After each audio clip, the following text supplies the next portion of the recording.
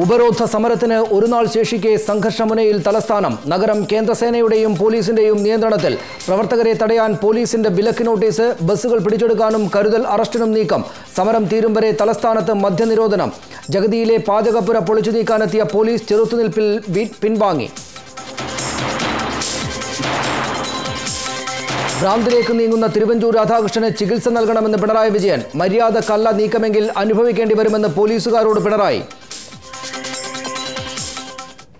സാധാരണ നിയമവും നീതിയും ജനാധിപത്യ മര്യാദകളും മറന്നുകൊണ്ട് അതിനെതിരെ ആരെങ്കിലും നടപടിയെടുക്കാൻ പുറപ്പെട്ടാൽ അവർ ഭാവിയിൽ അനുഭവിക്കേണ്ടി വരും. സലീം രാജ് മുഖ്യമന്ത്രിക്ക് ഗൺമാൻ മാത്രമല്ലെന്ന് BS അച്യുതാനന്ദൻ. പുതുപ്പള്ളിയിലെല്ലാം ഇപ്പോൾ സലീം രാജിനെ അയാളൊരു പോലീസുകാരൻ ഗൺമാനായിട്ടാണ് ഉദ്യോഗത്തിൽ പ്രവേശിച്ചത്. ഇപ്പോൾ ഗൺമോൻ എന്നാണ് വിളിക്കുന്നത് പുതുപ്പള്ളി. സർക്കാർ നിലപാടിനെതിരെ സ്വരം കടുപ്പിച്ച് ബാലകൃഷ്ണപിള്ളയും PC ജോർജും. തിരുവഞ്ചൂർ രാധാകൃഷ്ണൻ കുറച്ച് അതിന് വിട്ടു പോകുന്നു എന്നാണ്. ഇത്രയും വലിയൊരു ബഹളമൊന്നും ഉണ്ടാക്കേണ്ട കാര്യമൊന്നും ഇതിനകത്തുണ്ടെന്ന് തോന്നുന്നില്ല. എനിക്ക് ഈ പട്ടാളക്കാരന് വരുന്ന ഒരു നാണക്കേട് തോന്നി. ഇത് ഇന്ത്യ പാകിസ്ഥാൻ യുദ്ധമൊന്നും അല്ലല്ലോ എന്നേ. ഭൂമി ഇടപാടിൽ റോബർട്ട് വദ്ര വ്യാജരേഖ ചമച്ചെന്ന് IAS ഉദ്യോഗസ്ഥന്റെ വെളിപ്പെടുത്തൽ. വദ്ര വെട്ടിപ്പ് നടത്തിയത് DLF ഇടപാടിലെന്നും ഹരിയാന IAS ഉദ്യോഗസ്ഥൻ. സംസ്ഥാന നഗരാസൂത്രണ വകുപ്പ് വാദ്രയെ വഴിവിട്ട് സഹായിച്ചുവെന്നും ആരോപണം. 61ാമത് നെഹ്റു ട്രോഫി വള്ളംകളിയിൽ ശ്രീഗണേശൻ ചുണ്ടൻ ജേതാക്കൾ. ശ്രീഗണേശന്റെ വിജയം തുടർച്ചയായ രണ്ടാം തവണ. ജവഹർ തായങ്കരി രണ്ടാം സ്ഥാനത്ത്.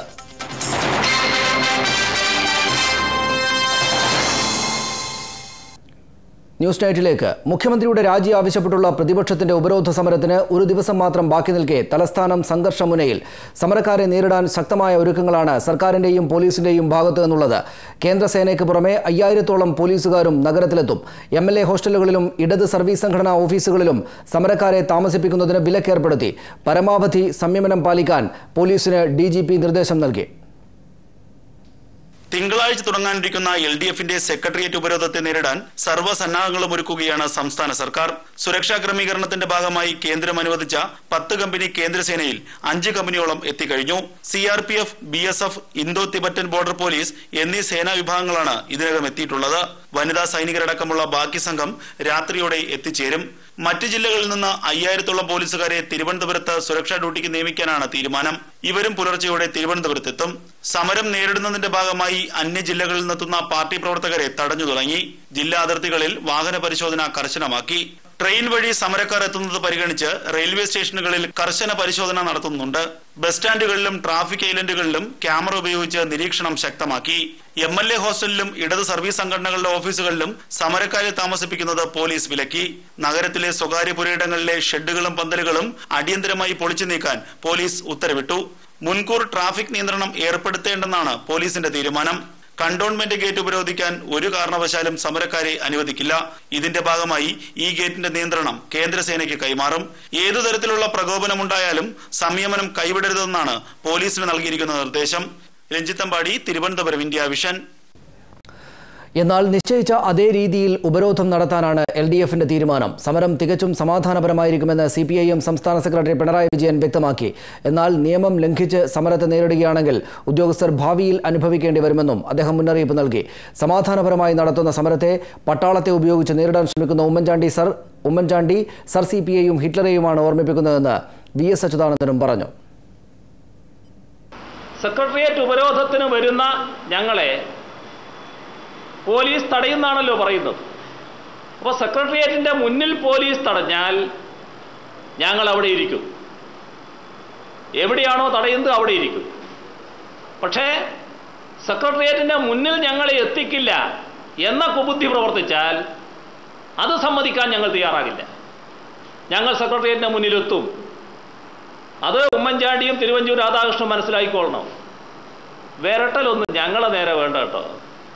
സാധാരണ നിയമവും നീതിയും ജനാധിപത്യ മര്യാദകളും മറന്നുകൊണ്ട് അതിനെതിരെ ആരെങ്കിലും നടപടിയെടുക്കാൻ പുറപ്പെട്ടാൽ അവർ ഭാവിയിൽ അനുഭവിക്കേണ്ടി വരും. പുതുപ്പള്ളിയിലെല്ലാം ഇപ്പോൾ സലീം രാജിനെ അയാളൊരു പോലീസുകാരൻ ഗൺമാനായിട്ടാണ് ഉദ്യോഗത്തിൽ പ്രവേശിച്ചത്. ഇപ്പോൾ ഗൺമോൻ എന്നാണ് വിളിക്കുന്നത് പുതുപ്പള്ളി. ഗൺമോൻ. അത്ര അടുപ്പമാണ് ഉമ്മൻചാണ്ടിയും സലീം രാജും തമ്മിൽ എന്നുള്ളത് നാം എല്ലാം മനസ്സിലാക്കണം. CPIM നേതാവ് മുൻമന്ത്രി ശ്രീ M. വിജയകുമാർ തിരുവനന്തപുരം സ്റ്റുഡിയോയിലുണ്ട്. CPI നേതാവ് ശ്രീ VS സുനിൽകുമാർ കോഴിക്കോട് സ്റ്റുഡിയോയിൽ, ശ്രീ T. സിദ്ദിഖ് കോൺഗ്രസ് നേതാവ് ശ്രീ VS സുനിൽകുമാർ തൃശൂർ സ്റ്റുഡിയോയിൽ, ശ്രീ T. സിദ്ദിഖ് കോഴിക്കോട് സ്റ്റുഡിയോയിൽ, ശ്രീ M. ഷാനവാസിനെ ടെലിഫോണിലും പ്രതീക്ഷിക്കുന്നു. ആദ്യം ശ്രീ M. വിജയകുമാർ, ഉദ്ദേശിച്ച രീതിയിൽ തന്നെ നടത്തും സമരം, വിജയിപ്പിക്കും എന്ന ആത്മവിശ്വാസം പുറത്ത് പ്രകടിപ്പിക്കുമ്പോഴും ഈ സർക്കാരിൻ്റെ ഈ സംവിധാനങ്ങൾ ഏർപ്പെടുത്തിയ സമരവിരുദ്ധ സന്നാഹങ്ങൾ വലിയ തോതിൽ സമരത്തെ ബാധിക്കും എന്ന് ബോധ്യമായിട്ടില്ലേ ഇതിനകം? സമരത്തെ ഒരിക്കലും ഇത് ബാധിക്കില്ല എന്ന് മാത്രമല്ല, സമരത്തെ കൂടുതൽ ഊർജ്ജസ്വലമാക്കുകയാണ് സർക്കാർ നടപടികൾ ചെയ്തിട്ടുള്ളത്. വാസ്തവത്തിൽ ഈ സമരമെന്ന് പറയുന്നത് തികച്ചും ജനാധിപത്യപരമാണ്, തികച്ചും സമാധാനപരമാണ്, ഗാന്ധിയൻ മാതൃകയിലുള്ള ഒരു സഹന സമരമാണ് LDFിൻ്റെ നേതൃത്വത്തിൽ 12-ാം തീയതി മുതൽ ആരംഭിക്കുന്നത്. അതിനെ ഒരു അട്ടിമറി സമരമായി അക്രമസമരമായും ചിത്രീകരിച്ചുകൊണ്ട്, സാധാരണ നാടൻ ഭാഷയിൽ പറയല്ലോ, ആടിനെ പട്ടിയാക്കുക, പട്ടിയെ പേപ്പട്ടിയാക്കുക, പിന്നെ തല്ലുക, ഇങ്ങനെയുള്ളൊരു തന്ത്രമാണ് നിർഭാഗ്യവശാൽ സംസ്ഥാന സർക്കാരെന്ന് ഞാൻ പറയുന്നില്ല, മുഖ്യമന്ത്രിയും ആഭ്യന്തരമന്ത്രിയും ഇന്ന് കേരളത്തിൽ നടപ്പാക്കിക്കൊണ്ടിരിക്കുന്നത്. ഇത് ജനങ്ങൾ അംഗീകരിക്കാൻ പോകുന്നില്ല. വാസ്തവത്തിൽ LDF ആണ് ഈ സോളാർ തട്ടിപ്പിൻ്റെ പേരിൽ സമരം നടത്തുന്നതെങ്കിലും ഇത് കേരളത്തിലെ 99% വരുന്ന ജനങ്ങളുടെ ആവശ്യമാണ്, ആഗ്രഹമാണ്. അവർക്ക് വേണ്ടിയാണ് ഇത്തരത്തിലുള്ള ഒരു സഹന സമരത്തിന് LDF എല്ലാ മാർഗങ്ങളും ഉപയോഗിച്ചുകൂടെ. പല ജില്ലകളിലൊക്കെ സമരം നടത്തി, സെക്രട്ടേറിയറ്റിൽ രാപകൽ സമരം നടത്തി. അതിനൊന്നും വഴങ്ങാതെ ഇപ്പോൾ മുഖ്യമന്ത്രി ആ സ്ഥാനത്ത് തുടരുന്നത് കേരളത്തിലൊരു ജനങ്ങൾക്ക് വേണ്ടിയുള്ള ഒരു ഭരണത്തിന് അല്ല. മുഖ്യമന്ത്രി ആ സ്ഥാനത്ത് തുടരുന്നത് സോളാർ കേസ് അട്ടിമറിക്കാൻ വേണ്ടി മാത്രമാണ്. അത് മാത്രമാണ് അദ്ദേഹത്തിൻ്റെ ലക്ഷ്യം. പക്ഷേ ജനങ്ങളെ കബളിപ്പിക്കാൻ അല്ലെങ്കിൽ കണ്ണിൽ പൊടിയിടാൻ വേണ്ടി ദുരിതാശ്വാസ പ്രവർത്തനം നടത്തുന്നു, ഹെലികോപ്റ്ററിൽ പോകുന്നു, വാർത്തകൾ ഉണ്ടാക്കുന്നു.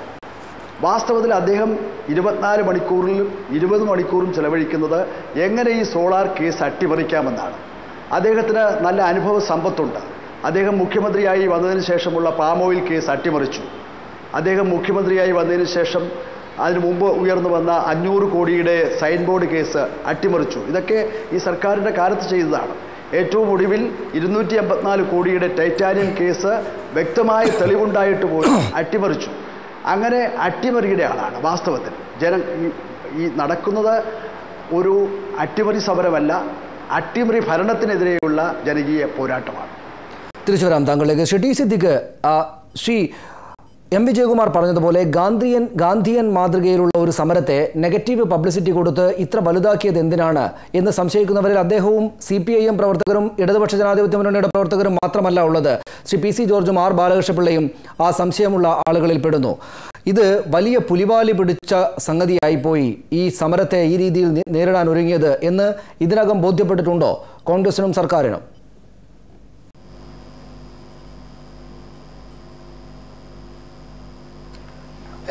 ഞാൻ ആദ്യം തന്നെ അതിൽ PC ജോർജിനെ കോട്ട് ചെയ്തുകൊണ്ടുള്ള ഒരു സംസാരത്തിലേക്ക് ഞാൻ ഒരു കാരണവശാലും തയ്യാറല്ല, ഞാൻ അതിന് ആഗ്രഹിക്കുന്നില്ല. കേരളത്തിൽ UDFിലും LDFിലും 2 വിഭാഗം നേതാക്കളേ ഉള്ളൂ.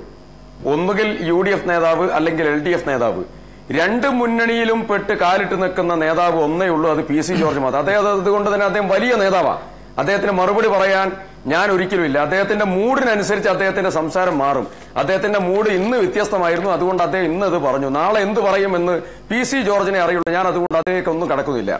2, ബഹുമാന്യനായ ശ്രീ M. വിജയകുമാർ പറഞ്ഞു, ഗാന്ധിയൻ മോഡലിലുള്ള സമരമാണ് സെക്രട്ടേറിയറ്റ് പടിക്കൽ 12-ാം തീയതി മുതൽ ഇവർ ആരംഭിക്കുന്നത്.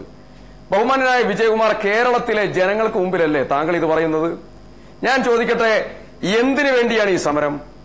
ഈ സമരം കേരളത്തിലെ മുഖ്യമന്ത്രി രാജിവെക്കാൻ വേണ്ടിയിട്ട് കേരളത്തിലെ സെക്രട്ടേറിയറ്റിന്റെ എല്ലാ ഗേറ്റുകളും സ്തംഭിപ്പിച്ച് മുഖ്യമന്ത്രിയെ അകത്ത് കടത്താതെ, മന്ത്രിമാരെ അകത്ത് കടത്താതെ, ഉദ്യോഗസ്ഥന്മാരെ അകത്ത് കടത്താതെ ആയിരക്കണക്കിന് ജനങ്ങൾ ആശ്രയിക്കുന്ന സെക്രട്ടേറിയറ്റിൽ ജനങ്ങളെ അകത്ത് കടത്താതെ ഒരു ഈച്ചയെ പോലും അകത്ത് കടത്താൻ ഞങ്ങൾ സമ്മതിക്കില്ല എന്ന് പറഞ്ഞാൽ അത് ഗാന്ധിയൻ സമരമാണോ?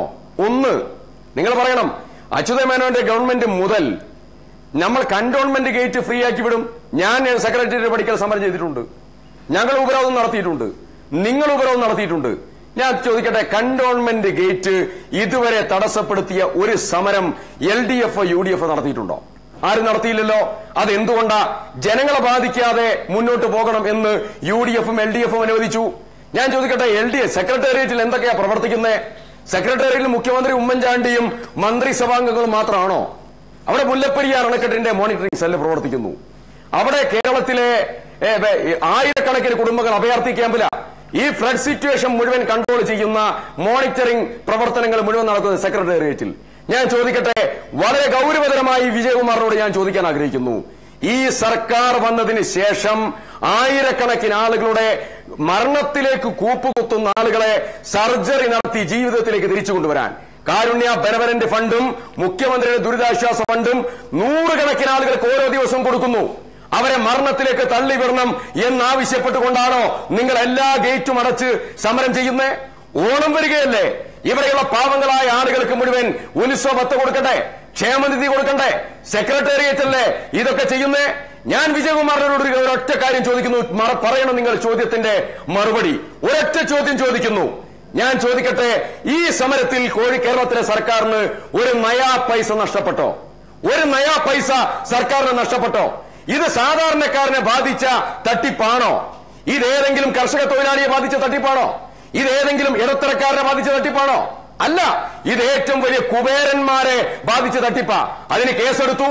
ഒരു നയാ പൈസ സർക്കാരിന് നഷ്ടപ്പെടാത്ത ഈ കേസിൽ പിണറായി വിജയന്റെ നേതൃത്വത്തിലാ സമരം.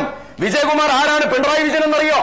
374.5 കോടി രൂപ സർക്കാരിന്റെ പണം കട്ട ലാവലിൻ കള്ളനാ പിണറായി വിജയൻ. അത് മാത്രമല്ല, ഒരു കാര്യം കൂടെ ചൂണ്ടിക്കാണിക്കുന്നു. മറുപടി പറയാം ശ്രീ വിജയകുമാർ താങ്കൾ. കേരളത്തിലെ മലബാറിലാണ് ഏറ്റവും കൂടുതൽ ക്യാൻസർ രോഗിയുള്ളത്.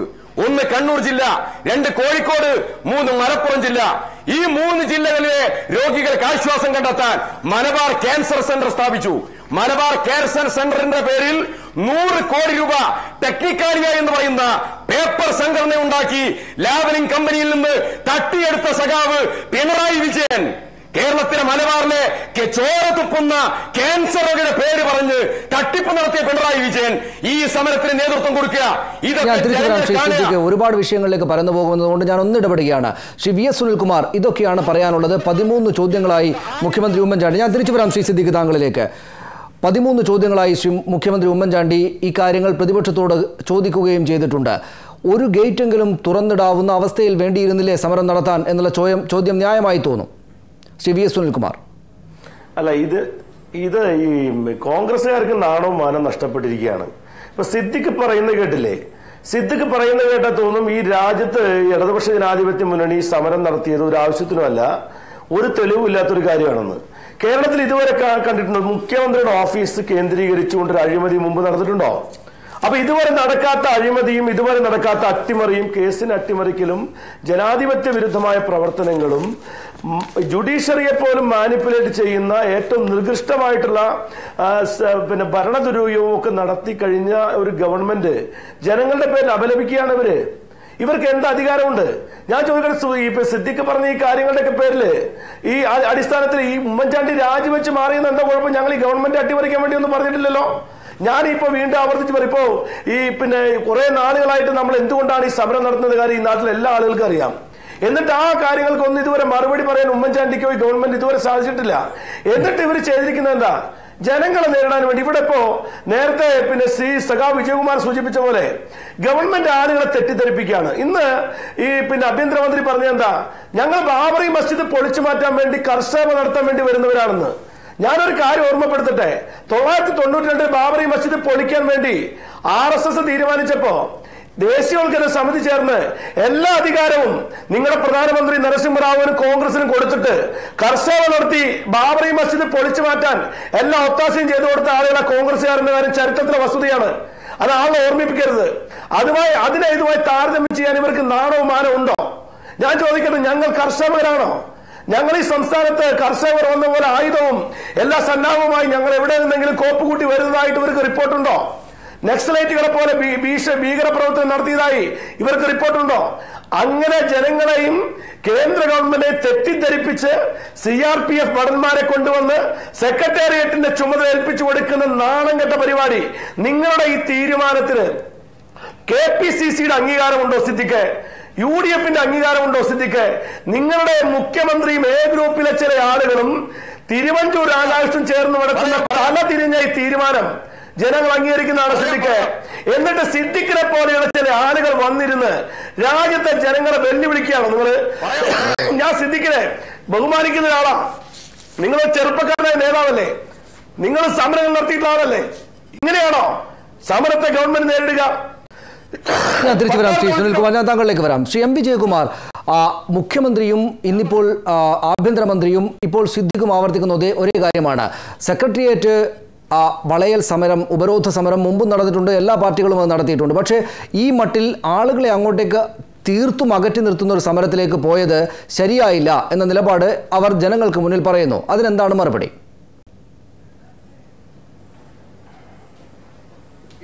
ഇതിനു മുമ്പും സമരങ്ങൾ നടന്നിട്ടുണ്ട്, സെക്രട്ടേറിയറ്റ് ഉപരോധങ്ങൾ നടന്നിട്ടുണ്ട്, ഈ കണ്ടോൺമെൻറ്റ് ഗേറ്റ് ഉൾപ്പെടെയുള്ള ഗേറ്റുകൾ ഉപരോധിച്ചിട്ടുണ്ട്. അങ്ങനെ ഉപരോധിച്ചവരെ അറസ്റ്റ് ചെയ്ത് നീക്കിയിട്ടുണ്ട്. എത്രയോ അനുഭവം ഞാൻ തന്നെ പങ്കെടുത്തുകൊണ്ട് അവിടെ അറസ്റ്റ് വരിച്ചിട്ടുണ്ട്. കണ്ടോൺമെൻറ്റ് ഗേറ്റിൽ എത്താൻ സാധിക്കുകയില്ല, താഴെ ജേക്കബ്സിൻ്റെ അവിടെയോ ബേക്കറി ജംഗ്ഷനിലോ വെച്ച് അതിൽ അറസ്റ്റ് ചെയ്യാറുണ്ട്. പിന്നെ ഈ കണ്ടോൺമെൻറ്റ് ഗേറ്റാണല്ലോ ഇപ്പോൾ ചർച്ചാ വിഷയം. കണ്ടോൺമെൻറ്റ് ഗേറ്റാണ് ആദ്യം ഉപരോധിക്കേണ്ടത്. കാരണം കണ്ടോൺമെൻറ്റ് ഗേറ്റിൻ്റെ പേര് കണ്ടോൺമെൻറ്റ് ഗേറ്റ് എന്നല്ല, സരിതാ ഗേറ്റ് എന്നാണ് ഇപ്പോൾ എല്ലാവരും പറയുന്നത്. സെക്രട്ടേറിയറ്റിൻ്റെ മുമ്പിൽ തന്നെ ഇപ്പോൾ എഴുതി വച്ചിരിക്കുന്നത് ഈ വീടിൻ്റെ ഐശ്വര്യം സരിതയാണ് എന്നാണ് സെക്രട്ടേറിയറ്റിന് മുമ്പിൽ എഴുതി വച്ചിരിക്കുന്നത്. എത്ര അപമാനകരമായ ഒരു സ്ഥിതിയാണ് കേരളത്തിനുണ്ടായത്, ഈ സെക്രട്ടേറിയറ്റിനുണ്ടായത് എന്ന് മനസ്സിലാക്കണം. ഈ സിദ്ദിഖ് ഈ സെക്രട്ടേറിയറ്റിൽ നടക്കുന്ന അത്ഭുതകരമായ ഭരണപരമായ പ്രവർത്തനങ്ങളെ സംബന്ധിച്ച് പറഞ്ഞല്ലോ. ആ സെക്രട്ടേറിയറ്റിൽ തന്നെയാണ് മുഖ്യമന്ത്രിയുടെ ഓഫീസ് കേന്ദ്രീകരിച്ചുകൊണ്ട് കേരള സംസ്ഥാനം കണ്ടിട്ടുള്ളതിൽ വെച്ച് ഏറ്റവും വലിയ സോളാർ തട്ടിപ്പ് നടന്നത്. അത് മുഖ്യമന്ത്രിയുടെ ഓഫീസായിരുന്നു പ്രഭവ കേന്ദ്രം. അതിൻ്റെ കാർമ്മികത്വം വഹിച്ചയാളാണ് കേരളത്തിലെ മുഖ്യമന്ത്രി എന്ന് വളരെ വ്യക്തമായി തെളിഞ്ഞു കഴിഞ്ഞിരിക്കുകയാണ്. ഇനി തെളിവിൻ്റെ ആവശ്യമില്ല. അത് LDFന്റെ ഒരു വിഷയമല്ല, UDFന്റെ ഒരു വിഷയമല്ല, കേരളത്തിലെ മുഴുവൻ ജനങ്ങളും. ഇപ്പോൾ KPCCയുടെ തന്നെ KPCC തന്നെ ഈ കാര്യത്തോട് യോജിക്കുമെന്നാണ് ഞാൻ കരുതുന്നത്. ശ്രീ സിദ്ദിഖ് ഇപ്പോൾ ലാവ്ലിൻ കേസിനെ ഇതൊരു വിഷയമാക്കി ഇവിടെ അവതരിപ്പിച്ചു. അതിൻ്റെ കാര്യം എന്താണെന്ന് എനിക്ക് മനസ്സിലാകുന്നില്ല. ലാവ്ലിൻ കേസ് ശ്രീ ഉമ്മൻചാണ്ടി മുഖ്യമന്ത്രിയായിരിക്കുമ്പോൾ അന്വേഷിച്ച് വിജിലൻസ് അന്വേഷിച്ച് കേസില്ല എന്ന് തള്ളിക്കളഞ്ഞതാണ്. തെരഞ്ഞെടുപ്പിന് തൊട്ടു മുമ്പ് 2006 തെരഞ്ഞെടുപ്പിന് തൊട്ടു മുമ്പ് മാസങ്ങൾക്ക് മുമ്പാണ് രാഷ്ട്രീയ പ്രേരിതമായിട്ട് CBIക്ക് വിട്ടത്. അതെല്ലാവർക്കും അറിയാം. അത് ഇതിനൊരു ഇതായിട്ട് ഒരു മറയായിട്ട് ചൂണ്ടിക്കാണിക്കേണ്ട കാര്യമേ ഇല്ല. കാരണം ബാലിശമാണ്.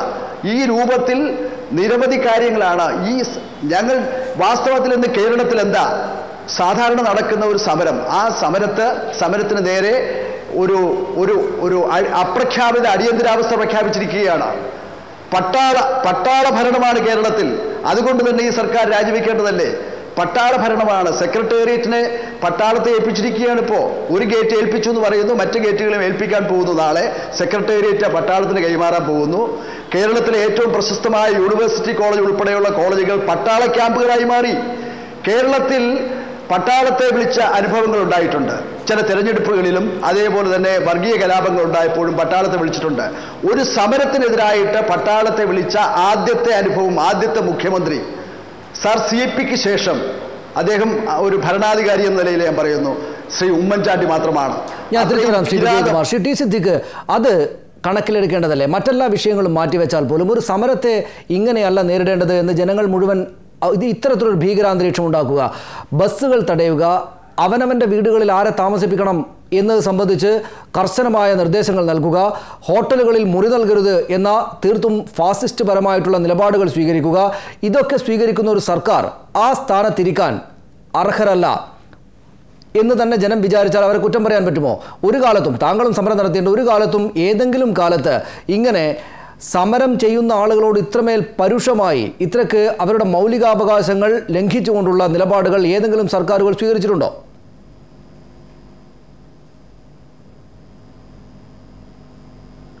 ഞാൻ പറയാൻ വ്യക്തമായിട്ട്, ഒന്ന്, ഇവിടെ നിങ്ങളൊരു പാനൽ സെറ്റ് ചെയ്യുമ്പോൾ അതിലൊരു ജനാധിപത്യ മര്യാദയൊക്കെ എല്ലാ ചാനലും കാണിക്കണം. ഒന്ന് ശ്രീ വിജയകുമാർ, രണ്ട് ശ്രീ സുനിൽകുമാർ, അതിന്റെ കൂടെ സനീഷും കൂടെ ചേർന്നുകൊണ്ടുള്ള ചർച്ച. മുഖ്യമന്ത്രി ഉമ്മൻചാണ്ടി ഇന്ന് 13 ചോദ്യങ്ങൾ ചോദിച്ചു. അത് നിങ്ങൾക്ക് വാർത്തയേ അല്ല ഇതുവരെ. ഇനി കാണിക്കൂ എന്ന് എനിക്കറിയില്ല. ഒരു കാര്യം.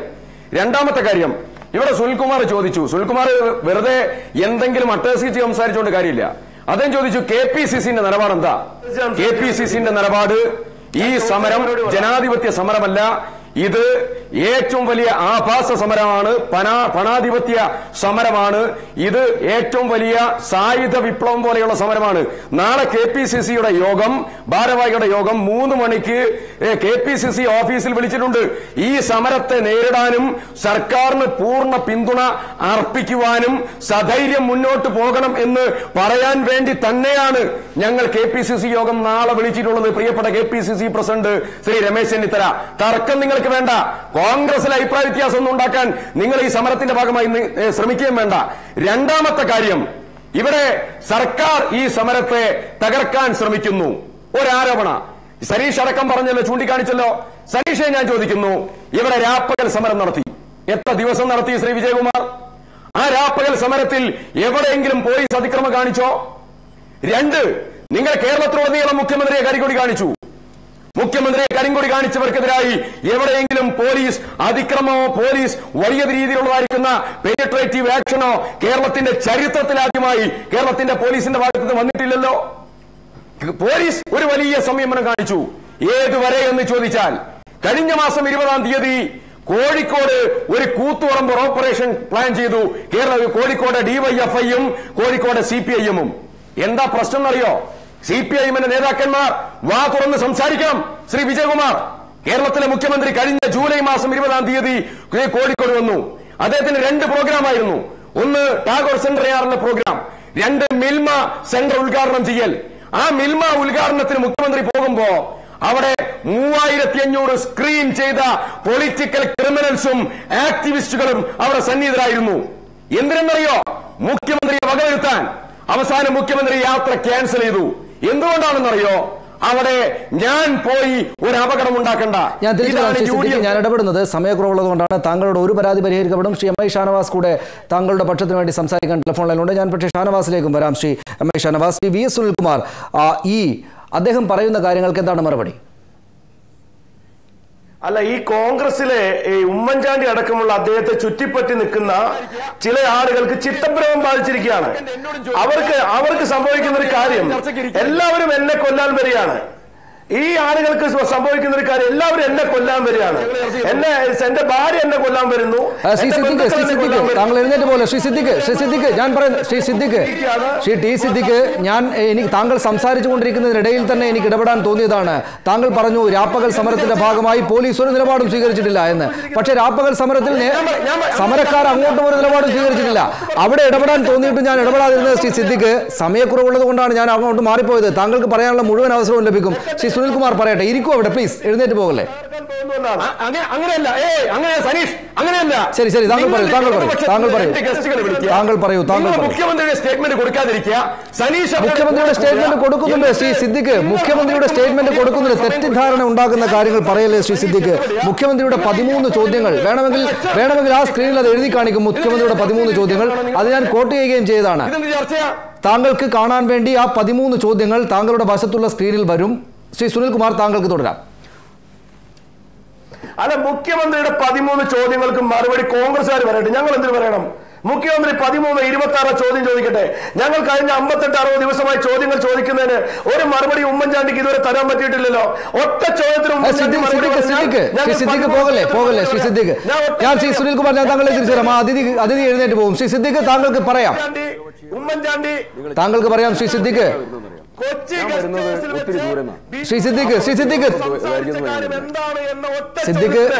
ഉമ്മൻചാണ്ടി മറുപടി പറഞ്ഞാൽ 13 ചോദ്യത്തിന് ഞങ്ങൾ മറുപടി പറയാം. ശ്രീ T സിദ്ദിഖ്, താങ്കൾ എഴുന്നേറ്റ് പോകരുത്. ഉമ്മൻചാണ്ടി ഞങ്ങൾ പറയുന്നു, ഉമ്മൻചാണ്ടി കൊച്ചി ഗസ്റ്റ് ഹൗസിൽ വെച്ച് സംസാരിച്ച സിദ്ദിഖിന്റെ നേതാവ് ഉമ്മൻചാണ്ടി കൊച്ചി ഗസ്റ്റ് ഹൗസിൽ ബിജു രാധാകൃഷ്ണൻ എന്ന ഈ കേസിലെ 1-ാം പ്രതി ഇവ എന്ത് സംസാരിച്ചു എന്ന് ഞങ്ങൾ ചോദിച്ച ചോദ്യത്തിന് ഉമ്മൻചാണ്ടി മറുപടി പറഞ്ഞാൽ ഉമ്മൻചാണ്ടി ചോദിക്കുന്ന ശ്രീ സിദ്ദിഖ്, താങ്കൾക്ക് ഞാൻ പറയുന്നത് കേൾക്കാമെങ്കിൽ താങ്കൾ ഈ ചർച്ചയിൽ തുടരണം എന്നാണ് ഞാൻ ആവശ്യപ്പെടുക. താങ്കൾക്ക് ആവശ്യത്തിന് സമയമുണ്ട്.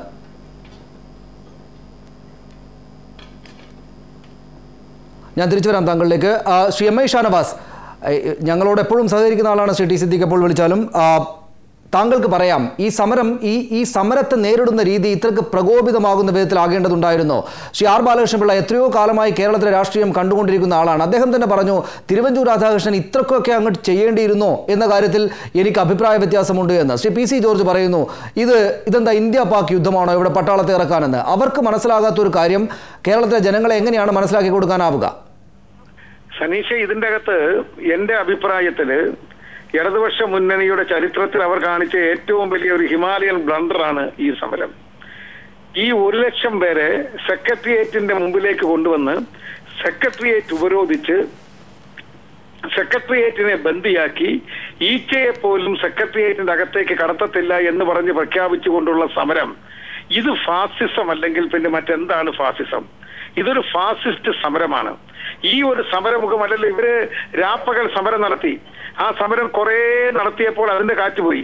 അത് കഴിഞ്ഞപ്പോൾ ഇപ്പോൾ സംസ്ഥാനത്തിന്റെ നാനാഭാഗങ്ങളിൽ നിന്നും ആൾക്കാരെ കൊണ്ടുവന്ന് 1,00,000 പേര് അനിയന്ത്രിതമായി ഇവിടെ നിന്ന് സമരം ചെയ്യുന്ന എന്താ ഇവരുടെ ഡിമാൻഡ്? എന്താ ശ്രീ വിജയകുമാർ പറയുന്നത്? ഡിമാൻഡ് മുഖ്യമന്ത്രി ഉമ്മൻചാണ്ടി രാജിവെക്കണം. അങ്ങനെയാണെങ്കിൽ നാളെ ഇതിവിടെ ഉമ്മൻചാണ്ടിയെ രാജിവെപ്പിച്ചാൽ നാളെ ഇവർ നേരെ റൈറ്റേഴ്സ് ബിൽഡിംഗ് കൽക്കട്ടയിൽ ചെന്നിട്ട് 5,00,000 പേരുടെ പ്രകടനം നടത്തിയിട്ട് അത് ബന്ദിയാക്കിയിട്ട് മമതാ ബാനർജി രാജിവെക്കണമെന്ന് പറയും. RSSകാരും BJPക്കാരും വിചാരിച്ചാൽ 10,00,000 പേരെ ഇന്ത്യ ഗേറ്റിൽ അണിനിരത്താൻ പറ്റും. എന്നിട്ട് പ്രധാനമന്ത്രി രാജിവെക്കണമെന്ന് പറയും.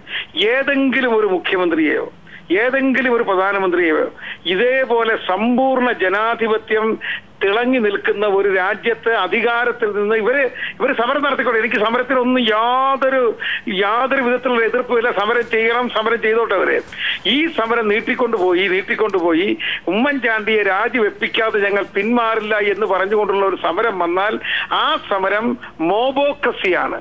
ജനാധിപത്യത്തിന്റെ കഴുത്തിന് കത്തിവെക്കുന്ന ഏറ്റവും വലിയ ഫാസിസ്റ്റ് രീതിയിലുള്ള ഏകാധിപത്യ രീതിയിലുള്ള അരാജകത്വം വിതയ്ക്കുന്നതിന് വേണ്ടിയുള്ള സമരമാണ്. ഞാൻ തിരിച്ചു വരാം ശ്രീ ഷാനവാസ് താങ്കളിലേക്ക്. താങ്കൾ മനസ്സിലാക്കണം, അരമണിക്കൂറും 4 ഗസ്റ്റ് അതിഥികളും ഉള്ളതുകൊണ്ടാണ് ഞാൻ ഇടപെടുന്നത്. എന്നോട് ക്ഷമിക്കണം. ശ്രീ എം വിജയകുമാർ, മോബോക്രസിയുടെ രാഷ്ട്രീയം നടപ്പാക്കുകയാണ്. ഇങ്ങനെ തുടങ്ങിയാൽ, കഴിഞ്ഞ ദിവസം ശ്രീ തിരുവഞ്ചൂർ രാധാകൃഷ്ണൻ പറഞ്ഞു, ഇങ്ങനെ തുടങ്ങിയാൽ ഒരു പഞ്ചായത്ത് പ്രസിഡന്റിനെ മാറ്റാൻ അവിടെ CPIMകാർ പുറത്ത് പ്രകടനം നടത്തിയാൽ, ഇടതുപക്ഷ ജനാധിപത്യ മുന്നണിക്കാർ പ്രകടനം നടത്തിയാൽ മതിയല്ലോ, ഇതൊരു ശീലമാകും, അതുകൊണ്ടുകൂടെയാണ് തടയുന്നത് എന്നാണ്.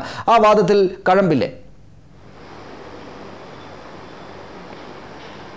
വസ്തുതകളെല്ലാം മൂടിവെച്ചുകൊണ്ട് വാസ്തവത്തിൽ ശ്രീ എം എ ഷാനവാസ, എൻ്റെ സുഹൃത്ത്, ഈ കേരളത്തിലല്ലേ ഇന്ത്യയിലല്ലേ ജീവിക്കുന്നത് എന്ന് തന്നെ എനിക്ക് തോന്നിപ്പോവുകയാണ്. കാരണം ഒരു വ്യക്തിയെ ലക്ഷ്യം വെച്ചുകൊണ്ടുള്ള ഒരു സമരമല്ലല്ലോ ഇത്. കേരള സംസ്ഥാനം കണ്ടിട്ടുള്ളതിൽ വെച്ച് ഏറ്റവും വലിയൊരു തട്ടിപ്പ്.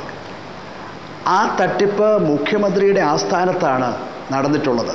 മുഖ്യമന്ത്രിയുടെ ഓഫീസിനെയാണ് ഉപയോഗിച്ചത്. മുഖ്യമന്ത്രി തന്നെ അതിൻ്റെ പരികർമ്മിയായിരുന്നു എന്ന് വ്യക്തമായി തെളിഞ്ഞു കഴിഞ്ഞ ഒരു വസ്തുതയാണ്. ഇതൊന്നുമല്ല, ഇതെല്ലാം മൂടി വെച്ചുകൊണ്ട് ഒരു മുഖ്യമന്ത്രിയെ മാറ്റാൻ വേണ്ടിയുള്ള ഒരു സമരമേ അല്ല ഈ സമരം. ഇത് രാഷ്ട്രീയ പ്രേരിതമായ ഒരു സമരമല്ല. കേരളത്തിലെ ഇപ്പോൾ സാങ്കേതികമായ ഭൂരിപക്ഷം ഉണ്ട്. സർക്കാർ ഇവിടെ ഇരിക്കുകയല്ലേ. ഞങ്ങളാരും ആ സർക്കാരിനെ അട്ടിമറിക്കുന്നില്ലല്ലോ. ഇപ്പോഴും സർക്കാരിനെ മാറ്റണമെന്ന് ഞങ്ങൾ മാറണമെന്ന് പറയുന്നില്ല. മുഖ്യമന്ത്രി മാറണം. മുഖ്യമന്ത്രി മാറി ഒരു സ്വതന്ത്ര ഏജൻസിയെ കൊണ്ട്, ഒരു ഹൈക്കോടതിയുടെ ഒരു സിറ്റിംഗ് ജഡ്ജിയെ കൊണ്ട് ഒരു ജുഡീഷ്യൽ എൻക്വയറി നടത്തണം. എന്നാൽ മാത്രമേ ഈ തട്ടിപ്പിൻ്റെ വിവരങ്ങൾ പൂർണ്ണമായും പുറത്തു വരൂ. ഭാവിയിൽ ഇത്തരം തട്ടിപ്പുകൾ വരാതിരിക്കാനുള്ള നിർദ്ദേശങ്ങൾ ഒരു ജുഡീഷ്യൽ എൻക്വയറിയിൽ കൂടി മാത്രമേ പുറത്തു വരൂ. അത് മാത്രമേ ഉള്ളൂ. ഈ മുഖ്യമന്ത്രി പോയാൽ മറ്റൊരു മുഖ്യമന്ത്രി UDFനുണ്ടാകും. മറ്റ് യാതൊരു തടസ്സവുമില്ല. അതിനെയാണ് ഈ രൂപത്തിൽ ചിത്രീകരിക്കുന്നത്. ഇത് സാധാരണ ഈ മോബോക്രസി എന്നും ഇത് അട്ടിമറി സമരമെന്നൊക്കെ പറയുന്നു, സെക്രട്ടേറിയറ്റ് ആക്രമിക്കാൻ പോകുന്നു എന്നൊക്കെ പറയുന്നത് വലിയ തോതിൽ ഈ സോളാർ തട്ടിപ്പിൽ നിന്ന് ജനശ്രദ്ധ തിരിച്ചുവിടാൻ ഇതിനെ ഒരു വിവാദമാക്കുന്നതിന് വേണ്ടി കൂടിയാണ്. വാസ്തവത്തിൽ ഈ ഉപരോധം എന്ന് പറയുന്ന വാക്ക് പിക്കറ്റിംഗ് ആണ്. സെക്രട്ടേറിയറ്റ് പിക്കറ്റിംഗ് എപ്പോഴും നടന്നുകൊണ്ടിരിക്കുന്ന ഒരു സമരമാണ്. 1 ഗേറ്റ് പിക്കറ്റ് ചെയ്യും, 2 ഗേറ്റ് പിക്കറ്റ് ചെയ്യും, 4 ഗേറ്റ് പിക്കറ്റ് ചെയ്യും. പിക്കറ്റ് ചെയ്യുന്നവരെ അറസ്റ്റ് ചെയ്ത് മാറ്റുക ഇക്കാര്യത്തിലും ചെയ്യാവുന്ന കാര്യമേ ഉള്ളൂ. എത്ര വലിയ നമ്പറായാലും പിക്കറ്റ് ചെയ്തവരെ ഒരു സമരം എന്ന നിലയിൽ തന്നെ അംഗീകരിച്ചുകൊണ്ട് അറസ്റ്റ് ചെയ്ത് മാറ്റാൻ കഴിയുന്നതേ ഉള്ളൂ. അത്രക്കേ ഉള്ളൂ. ഞാൻ തിരിച്ചുവരാം ശ്രീ വിജയകുമാർ താങ്കളിലേക്ക്. ശ്രീ വി എസ് സുനിൽകുമാർ, അത്രക്കേ ഉള്ളൂ. പക്ഷേ ശ്രീ ടി സിദ്ദിഖ് പോലുള്ള കോൺഗ്രസിന്റെ നേതാക്കൾക്ക് മുന്നിൽ, കോൺഗ്രസിന്റെ പ്രവർത്തകർക്ക് മുന്നിൽ മറ്റുദാഹരണങ്ങളുണ്ട് അവർക്ക് ഭയപ്പെടാൻ ഉള്ളതായി. മുഖ്യമന്ത്രി ഉമ്മൻചാണ്ടിയെ പരിപാടികളിൽ പങ്കെടുക്കാൻ അനുവദിക്കുന്ന പോലുമില്ല. മുഖ്യമന്ത്രി ഉമ്മൻചാണ്ടിക്ക് പരിപാടി റദ്ദ് ചെയ്ത് പോകേണ്ടി വരുന്നു.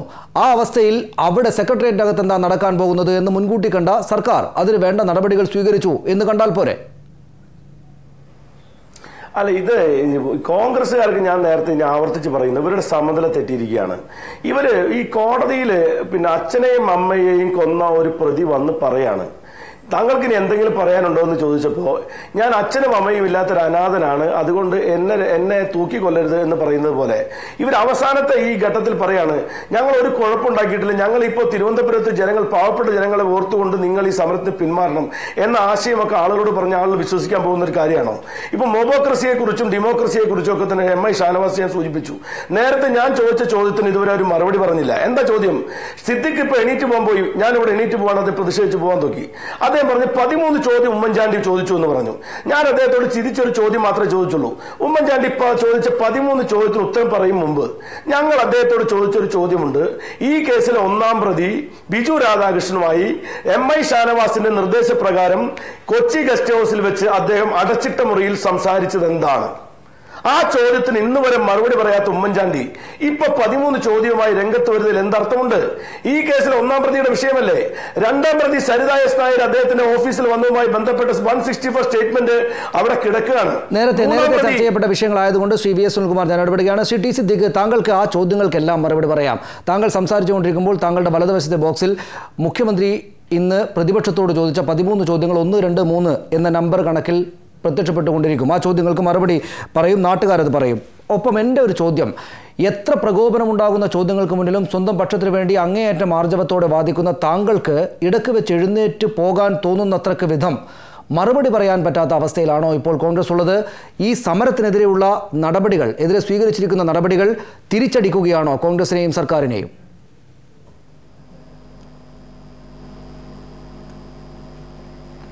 ഒന്ന്, ഞാൻ എഴുന്നേറ്റ് പോകാൻ പോയത് 2 കാരണങ്ങളാണ്. ഒന്ന്, ഞാനിപ്പോ സംസാരിക്കുന്നത് ഒരു ഫോൺ കയ്യിൽ വെച്ചുകൊണ്ടാണ്. നിങ്ങളുടെ ഇയർഫോണിൽ നിന്ന് അവിടെ സനീഷ് പറയുന്ന ഒരു കാര്യവും ഇവിടെ കേൾക്കുന്നില്ല. അത് ചെയ്യേണ്ട ചുമതലക്കാരൻ ഞാനല്ല, അത് ചെയ്യേണ്ട ചുമതലക്കാരൻ സനീഷാണ്. ക്ഷമിക്കണം, ഇവിടെ എനിക്ക് ഒരു 40 സെക്കൻഡ് തരുമ്പോ എനിക്ക് 40 സെക്കൻഡ്, 25 സെക്കൻഡ്, 30 സെക്കൻഡ് തരുമ്പോ വിജയകുമാറിന് 1.5 മിനിറ്റും സുനിൽകുമാറിന് 1.5 മിനിറ്റും കഴിഞ്ഞ് 2 റൗണ്ട് കഴിഞ്ഞിട്ട് MI ഷാനവാസിനെ വിളിക്കുന്ന ചർച്ച ജനാധിപത്യപരമല്ല. അവിടെ നിങ്ങളുടെ പ്രത്യേകമായിട്ടുള്ള ഒരു ലാക്കുണ്ട്, ഒരു ഉദ്ദേശമുണ്ട്. ആ ഉദ്ദേശത്തിന് ഇനി നിന്നു കൊടുക്കാൻ ഞാൻ 45 കിലോമീറ്റർ യാത്ര ചെയ്ത് അവിടെ വരുന്നേ. നിങ്ങൾ അങ്ങനെ പ്രത്യേക അജണ്ട വെച്ച് ചർച്ച ചെയ്യുന്നതിന് ഞാൻ അങ്ങനെ ബുദ്ധിമുട്ടായി ഇവിടെ വരേണ്ട കാര്യമില്ല. എന്റെ പാർട്ടിയെ ഡിഫെൻഡ് ചെയ്യാൻ ഇവിടെ ഇന്ത്യ വിഷനിൽ നിന്ന് സംസാരിക്കേണ്ട കാര്യവും എനിക്കില്ല. ഒരു തർക്കം വേണ്ട. ഞങ്ങൾ വരുന്നത് ഇത് ജനങ്ങളുമായി നിങ്ങൾ പുകമറ സൃഷ്ടിക്കാതിരിക്കാൻ വേണ്ടി മാത്രമാണ്. രണ്ടാമത്തെ കാര്യം, ഇവിടെ സുനിൽകുമാർ ചോദിച്ച ചോദ്യത്തിന് ഞാൻ മറുപടി പറയാം. ഒന്ന്, ബിജു രാധാകൃഷ്ണനുമായി ചർച്ച ചെയ്ത കാര്യം എന്താണ്? ബിജു രാധാകൃഷ്ണനുമായി ചർച്ച ചെയ്ത കാര്യം വ്യക്തിപരമാണ്, കുടുംബകാര്യമാണ് എന്ന് മുഖ്യമന്ത്രി പറഞ്ഞു. അത് ഞാൻ പുറത്തു പറയുന്നില്ല. പക്ഷെ കുടുംബകാര്യം പുറത്തു പറയുന്ന VS അച്യുതാനന്ദനും മറ്റു നേതാക്കന്മാരുണ്ട്. ആക്ഷേപിച്ചുകൊണ്ട് സ്വന്തം സഹപ്രവർത്തകന്മാരെ അത്തരമൊരു സമീപനമല്ല മുഖ്യമന്ത്രി സ്വീകരിക്കുന്നത്. രണ്ടാമത്തെ കാര്യം, ഇവിടെ ബിജു രാധാകൃഷ്ണന്റെ കൂടെ ഒരു പത്രപ്രവർത്തകൻ ഉണ്ടായിരുന്നു അന്ന്. ആ പത്രപ്രവർത്തകനോട് ചോദിച്ചാൽ മതിയല്ലോ എന്താണ് സംസാരിച്ചത് എന്ന്. മൂന്നാമത്തെ കാര്യം, അന്ന് ബിജു രാധാകൃഷ്ണന്റെ പ്രൊക്ലൈംഡ് ക്രിമിനൽ അല്ല. ആരാ പ്രൊക്ലൈംഡ് ക്രിമിനൽ ആക്കാതിരുന്നേ? CRPC 82, 83 സെക്ഷൻ അനുസരിച്ച് കോടിയേരി ബാലകൃഷ്ണനും സുനിൽകുമാറും വിജയകുമാറും ഭരിക്കുമ്പോഴാ അങ്ങനെ ആക്കാതിരുന്നേ. ബിജു രാധാകൃഷ്ണൻ ആദ്യത്തെ ഭാര്യ രശ്മിയെ കൊന്ന കേസടക്കം കെമിക്കൽ അനാലിസിസ് റിപ്പോർട്ട് 120% ആൽക്കഹോൾ ആ കുട്ടിയുടെ ബോഡിയിൽ കടന്നതായ കേസടക്കം തേച്ച് മാച്ച് കളഞ്ഞ് ഇവർക്ക് സംരക്ഷണത്തിന്റെ ഫലകം ചൂടിക്കൊടുത്ത ഭരണാധികാരികൾ സുനിൽകുമാറിന്റെ ഭരണകൂടമാണ്, VS-ന്റെ ഭരണകൂടമാണ്, വിജയകുമാറിന്റെ ഭരണകൂടം. ഇവിടെ ഒരു കാര്യം നിങ്ങൾ മനസ്സിലാക്കുക, ഇവിടെ സാധാരണക്കാരൻ പറ്റിപ്പിനിരയായിട്ടില്ല, കർഷക തൊഴിലാളി പറ്റിപ്പിനിരയായിട്ടില്ല, കുറച്ച് സാമ്പത്തിക ധനാഢ്യന്മാർ തട്ടിപ്പിനിരയായി. അതിന് തട്ടിപ്പിന് നേതൃത്വം കൊടുത്ത മുഴുവൻ ആളുകളെയും കോടതി കേസിൽ ക്രിമിനൽ കേസിൽ പ്രതിയാക്കി. നിങ്ങൾ ചെയ്തതുപോലെ സിവിൽ കേസല്ല, ക്രിമിനൽ കേസിൽ പ്രതിയാക്കി അവരെ മുഴുവൻ തടവറയിലിട്ടു. എന്നിട്ട് നിങ്ങൾ പറയാ മുഖ്യമന്ത്രി രാജിവെക്കണം. വേറെ ആരെങ്കിലും ആകട്ടെ, ഞാൻ ചോദിക്കട്ടെ, മുഖ്യമന്ത്രിക്കെതിരെ ഒരു സിംഗിൾ എവിഡൻസ് നിങ്ങൾക്ക് ചൂണ്ടിക്കാണിക്കാൻ പറ്റിയോ? ഇതുവരെ 58 ദിവസമായി ഈ ചർച്ച. മുഖ്യമന്ത്രിയുമായി ബന്ധപ്പെടുത്തി ഒരു എവിഡൻസ് ഇതുവരെ ചൂണ്ടിക്കാണിക്കാൻ സുനിൽകുമാർ നിങ്ങൾക്ക് സാധിച്ചോ? ക്ഷമാപണത്തോടുകൂടി ശ്രീ ടി സിദ്ദിഖ്, ക്ഷമാപണത്തോടുകൂടി ഞാൻ താങ്കളിലേക്ക് തന്നെ വരാം. ഈ കാര്യങ്ങൾ ജനങ്ങൾക്ക് മനസ്സിലാകുമായിരുന്നല്ലോ. 2 ദിവസം സമരം നടത്തി ഈ ഇടതുപക്ഷ ജനാധിപത്യ മുന്നണിക്കാർ അങ്ങ് എഴുന്നേറ്റ് പോയിക്കൊള്ളുമായിരുന്നല്ലോ. എന്തിനാണ് ഈ പറയുന്ന അതിർത്തികളിലൊക്കെയുള്ള സേനാ വിഭാഗത്തെ കൊണ്ടുവന്ന് ഇവിടെ ഇറക്കിയത്? PC ജോർജിനും R ബാലകൃഷ്ണപിള്ളയ്ക്കും രാഷ്ട്രീയം എത്രയോ വർഷങ്ങളായി കാണുന്ന R ബാലകൃഷ്ണപിള്ളയ്ക്ക് പോലും മനസ്സിലാകാത്ത, വേണ്ടിയിരുന്നില്ല എന്ന് തോന്നുന്ന നടപടികളിലേക്ക് എന്തിനു പോയി?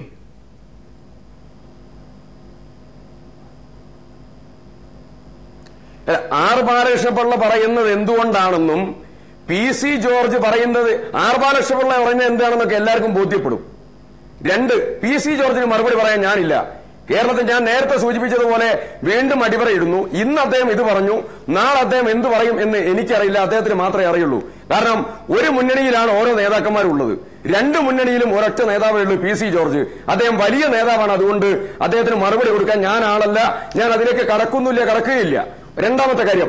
3ാമത്തെ കാര്യം, എന്തുകൊണ്ട് സേനയെ വിളിച്ചു വരുത്തി എന്നുള്ളതാണ്. ഞാൻ നേരത്തെ നിങ്ങളോട് സൂചിപ്പിച്ചല്ലോ, നിരവധി സമരം ഇവിടെ നടത്തിയല്ലോ ഈ സോളാർ തട്ടിപ്പുമായി നിങ്ങൾ ബന്ധപ്പെട്ട്. സുനിൽകുമാർ ഒരു യുവജന നേതാവാണല്ലോ. സുനിൽകുമാർ സെക്രട്ടേറിയറ്റിന് മുമ്പിൽ സംസാരിക്കുമ്പോ അവിടെ ഏതെങ്കിലും ഒരു സന്ദർഭത്തിൽ ഈ സമരം ഒഴികെ നിങ്ങൾ വലിയ മൈക്ക് ഉപയോഗിച്ചിട്ടുണ്ടോ? സാധാരണ ചെറിയ മൈക്ക് ഉപയോഗിക്കും നമ്മൾ, അല്ലെ? ഞാൻ എങ്ങനെയാ ഉപയോഗിച്ചേ? ഇപ്പൊ നിങ്ങൾ അതുപോലും ലംഘിച്ചു. നമ്മൾ കണ്ടോൺമെന്റ് ഗേറ്റ് ഫ്രീ ആക്കും, ഇപ്പൊ എല്ലാ ഗേറ്റും അടയ്ക്കും, ഈച്ചയെ പോലും അകത്ത് കളത്തില്ല. ഇതുവരെ ഈ സോളാർ സമരത്തിൽ ഒരു ചെറിയ പ്രശ്നം UDF ഗവൺമെന്റ് ഉണ്ടാക്കിയോ? എന്തുകൊണ്ടാണ് അസാധാരണത ശ്രീ VS സുനിൽകുമാർ ഈ സമരത്തിൽ? എന്തുകൊണ്ടാണ് അസാധാരണമായ സമര രീതി പരീക്ഷിക്കുന്നത് ഇടതുപക്ഷ ജനാധിപത്യ മുന്നണി? സനീഷ, എന്ത് അസാധാരണ രീതിയാണ്? അസാധാരണമായ ഒരു സംഭവം ഉണ്ടായിരിക്കുന്നു. ഞങ്ങൾ നിരന്തരമായ സമരത്തിലാണ്. 2 മാസക്കാലം നീണ്ടുനിന്ന ഈ സന്ദർഭം. സിദ്ദിഖ് ഇനി പറയണ്ടേ? പറഞ്ഞോ, പറയൂ ശ്രീ സിദ്ദിഖ്. പറഞ്ഞു, എന്നിട്ട് ഞാൻ സംസാരിച്ചാൽ മതി. സനീഷ, എനിക്ക് സമയം തന്നാൽ മതി. സുനിൽകുമാർ UDFന്റെ യോഗം നടക്കുന്നില്ല, സിദ്ദിഖ് പറയട്ടെ. അല്ല, ഞാൻ ഒരൊറ്റ കാര്യം കൂടെ സുനിൽകുമാർ മറുപടി പറയുമ്പോൾ പറഞ്ഞാൽ മതി. സുനിൽകുമാർ മറുപടി പറയുമ്പോൾ പറഞ്ഞ ഒരൊറ്റ കാര്യം കൂടെ ഞാൻ താങ്കളുടെ ശ്രദ്ധയിലേക്ക്, താങ്കൾക്ക് മറുപടി പറയാനുള്ള സൗകര്യത്തിന് വേണ്ടി പറയാം. ഒന്ന്, ഈ മലബാർ മേഖലയിൽ നിന്ന്, വടക്കൻ മലബാർ മേഖലയിൽ നിന്ന് സ്ക്രീൻ ചെയ്ത് തിരുവനന്തപുരത്തേക്ക് അയച്ച ആളുകളിൽ എത്ര ക്രിമിനൽ പശ്ചാത്തലമുള്ള ആളുകൾ ഉണ്ട് എന്ന് താങ്കളുടെ ശ്രദ്ധയിൽപ്പെട്ടിട്ടുണ്ടോ? ഇല്ലെങ്കിൽ ഞാൻ പറയാം. ഇവരെ തിരുവനന്തപുരത്തേക്ക് എത്തിക്കുന്നേ?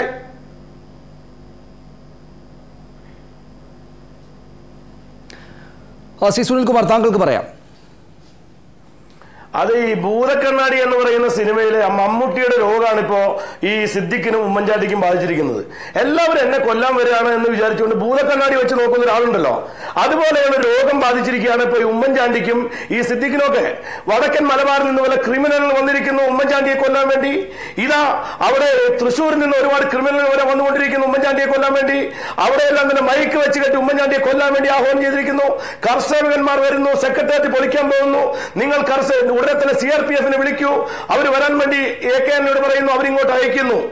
അതുപോലെ മാനസിക രോഗം ബാധിച്ച ഒരു നേതൃത്വമായതുകൊണ്ട് മാത്രമാണ് സംഭവിക്കുന്നത്. ഈ സമരത്തിന്റെ അസാധാരണത്വം, ഈ സമരത്തിൽ ധാരാളം പേർ പങ്കെടുക്കുന്നു എന്നുള്ളതുകൊണ്ടാണ്. അതിന് കാരണം, ഇത്രയും അധികം ആളുകൾ വരാൻ വേണ്ടി തീരുമാനിക്കുന്നതിന് കാരണം തന്നെ ഈ ഗവൺമെന്റാണ്. കാരണം ഈ ഗവൺമെന്റ് അസഹനീയമായ വിധത്തിലുള്ള ജനാധിപത്യ വിരുദ്ധമായ വൻ അഴിമതി നടത്തി, അധികാര ദുർവിനിയോഗം നടത്തി, ഉമ്മൻചാണ്ടി നടത്തിക്കൊണ്ടിരിക്കുന്ന അട്ടിമറി പ്രവർത്തനങ്ങളെ രാജ്യത്തെ ജനങ്ങൾ അംഗീകരിക്കുന്നില്ല. KPCC അംഗീകരിക്കുന്നില്ല, UDF അംഗീകരിക്കുന്നില്ല, UDF-ന്റെ ഘടകകക്ഷികൾ അംഗീകരിക്കുന്നില്ല. ഈ പട്ടാളം വിളിച്ചവൻ അംഗീകരിക്കുന്ന 2 വ്യക്തികൾ ഭരണകക്ഷിയിൽ ഇരിക്കുന്നത് ഉമ്മൻചാണ്ടിയും തിരുവഞ്ചൂരുമാണ്. തിരുവഞ്ചൂര് ഉമ്മൻചാണ്ടിയെ ചതിച്ചുകൊണ്ടിരിക്കുകയാണ്. ഉമ്മൻചാണ്ടിയെ ചുറ്റും നിൽക്കുന്ന സിദ്ദിഖിനെ പോലെയുള്ള ആളുകൾ തെറ്റിദ്ധരിപ്പിച്ച് ഇതുപോലെയുള്ള വിഡ്ഢിത്തങ്ങൾ ചെയ്തുകൊണ്ടിരിക്കുകയാണ്. അതുകൊണ്ടാണ് KPCCയുടെ UDFന്റെയും അംഗീകാരം പോലുമില്ലാതെ ഇത്തരം വിഡ്ഢിത്തം ചെയ്യേണ്ട ഗതികേട്. അങ്ങനെയാണോ സി ടി സിദ്ദിഖ്? ശ്രീ തിരുവഞ്ചൂർ രാധാകൃഷ്ണനും മറ്റുള്ളവരും ചേർന്ന് ഉമ്മൻചാണ്ടിയെ കേരള സമൂഹത്തിന്റെ മുന്നിൽ വെറുക്കപ്പെട്ടവനായി ചിത്രീകരിച്ച് സർസിപിക്കുണ്ടായ അവസ്ഥ ഉണ്ടാക്കി ഓടിച്ചു കളയുക എന്ന നിലയിലേക്ക് എത്തിക്കുകയാണോ? കൂടെ നിൽക്കുന്നവർ അദ്ദേഹത്തെ വലിയ തോതിൽ പാരവെക്കുന്നുണ്ടോ?